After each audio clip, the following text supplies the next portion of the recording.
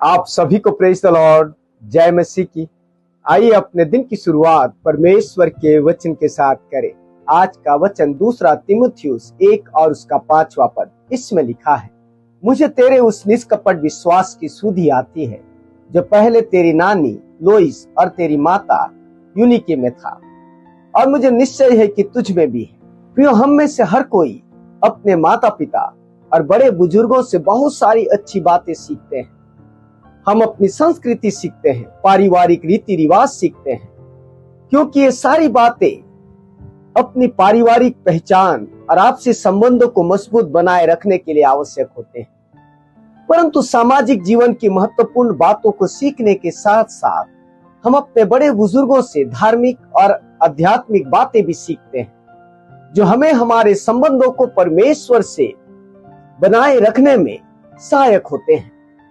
यह हमारे माता पिता और बुजुर्ग ही हैं जो हमें परमेश्वर से प्रार्थना करना और उस पर भरोसा रखना सिखाते हैं। इसलिए संत पौलुस तीमुथियुस को सुसमाचार के प्रचार में जो उसका साथी था और जिसे वो अपने बेटे की तरह मानता था, अपने पत्र के द्वारा उस निष्कपट विश्वास की याद दिलाता है जो उसकी नानी और उसकी मां में पाई जाती थी। पौलुस को यह यकीन था कि अब तीमुथियुस में भी वह विश्वास पाई जाती है। अतः पौलुस चाहता था कि तीमुथियुस हर प्रकार के विरोध और सताव में भी अपने उस जीवित विश्वास में दृढ़ रहे और उसे जीकर दिखाए। प्रिय भाई और बहनों, क्या यह आवश्यक नहीं कि हम भी उन अच्छाइयों को जो हमने अपने माता पिता और बड़े बुजुर्गों से सीखा है थामे रहें?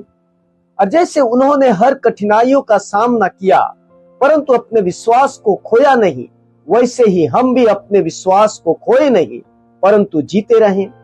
बड़ी दुख की बात है कि हम अपने माता पिता से धन दौलत, घर, जमीन, जायदाद सब कुछ लेना तो चाहते हैं, परंतु वो विश्वास नहीं चाहते, वो आदर्श नहीं चाहते जिन्हें उन्होंने परमेश्वर के साथ चलकर प्राप्त किया है।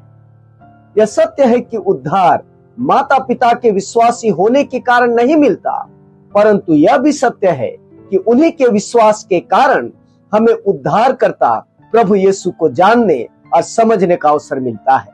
इसलिए आइए अपने माता पिता और बड़े बुजुर्गों के विश्वास के साथ किए गए परवरिश के मूल्य को समझें, ताकि बुरे दिनों में भी बड़ी मजबूती के साथ परमेश्वर की महिमा के लिए जीवन जीते रह सके। आपका दिन अच्छा हो। प्रभु आपको आशीष दे। आमीन।